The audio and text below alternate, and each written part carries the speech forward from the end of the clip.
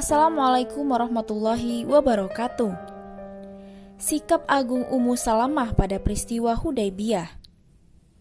Al-Hafiz Ibnu Hajar menuturkan dalam Al-Isabah bahwa Ummu Salamah berparas cantik jelita, memiliki akal sempurna dan pandangan yang tepat.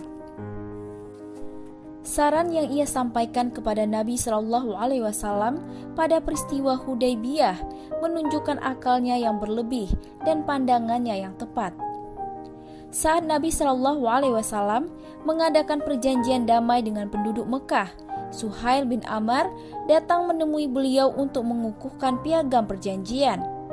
Dan di antara butir-butir perjanjian ini menyebutkan, jika ada orang musyrik datang dengan maksud untuk masuk Islam, Nabi Shallallahu Alaihi Wasallam harus mengembalikan orang tersebut kepada orang-orang musyrik. Dan jika ada orang Muslim ingin bergabung dengan kaum musyrikin harus menerimanya. Para sahabat dirundung kesedihan karena perjanjian ini, hingga Umar bin Khattab berkata kepada Nabi Shallallahu Alaihi Wasallam, "Bukankah engkau benar-benar Nabi Allah?" Tanya Umar kepada Rasulullah Shallallahu Alaihi Wasallam. "Benar," sahut beliau. "Bukankah kita berada di atas kebenaran, sementara musuh kita berada di atas kebatilan?" Tanyaku kembali. "Benar," sahut beliau. "Lalu mengapa kita harus menimpakan kehinaan pada agama kita?"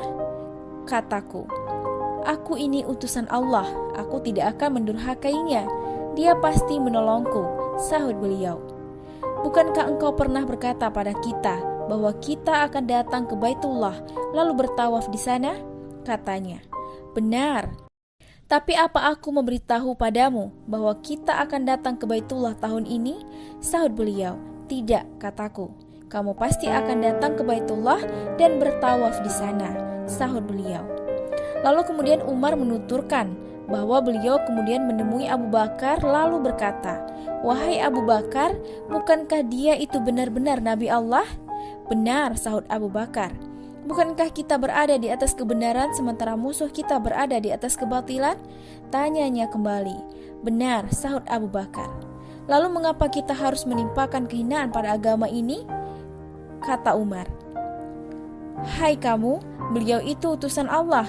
Beliau tidak mungkin mendurhakai Rabb-Nya. Dia pasti menolong beliau. Maka ikutilah kata-katanya, demi Allah, beliau benar-benar di atas kebenaran." Jelas Abu Bakar. Lalu kemudian Umar berkata lagi, "Bukankah beliau pernah menyampaikan kepada kita bahwa kita akan bertawaf di Baitullah?" "Benar, tapi apa beliau memberitahukan padamu bahwa kamu akan datang ke Baitullah tahun ini?" Sahut Abu Bakar. "Tidak," jawab Umar. "Lalu kamu pasti datang ke Baitullah dan tawaf di sana." Umar berkata, "Karena tindakanku ini, aku melakukan sejumlah amalan untuk menebus kesalahan." Ia berkata, setelah penulisan piagam perjanjian usai, Rasulullah Shallallahu Alaihi Wasallam bersabda kepada para sahabat, "Bangunlah dan sembelihlah hewan-hewan kurban." Demi Allah, tak satu pun di antara mereka berdiri sampai Rasulullah Shallallahu Alaihi Wasallam mengulang perintah tersebut sebanyak 3 kali. Karena tidak seorang pun yang menunaikan perintah ini, beliau langsung memasuki tenda Ummu Salamah dan menyampaikan sikap kaum muslimin itu padanya.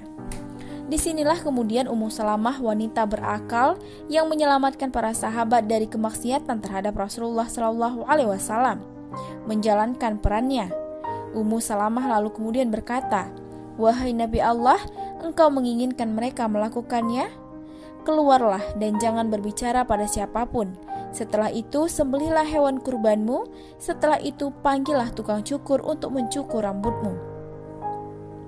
Rasulullah Shallallahu Alaihi Wasallam kemudian keluar dan tidak berbicara pada seorang pun, melakukan seperti yang disarankan Ummu Salamah.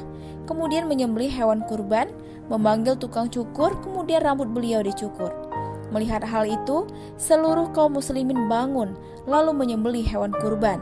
Mereka saling mencukur satu sama lain, hingga sebagiannya hampir saja berkelahi dengan yang lainnya karena bersedih.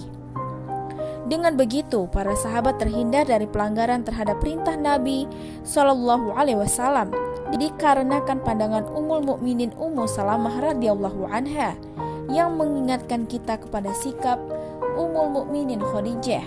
Jikapun dilupakan, namun sejarah tidak akan pernah melupakan sikap Ummu Salamah radhiyallahu anha, khususnya pada hari yang dikaitkan dengan namanya setiap kali peristiwa Hudaybiyah tersebut.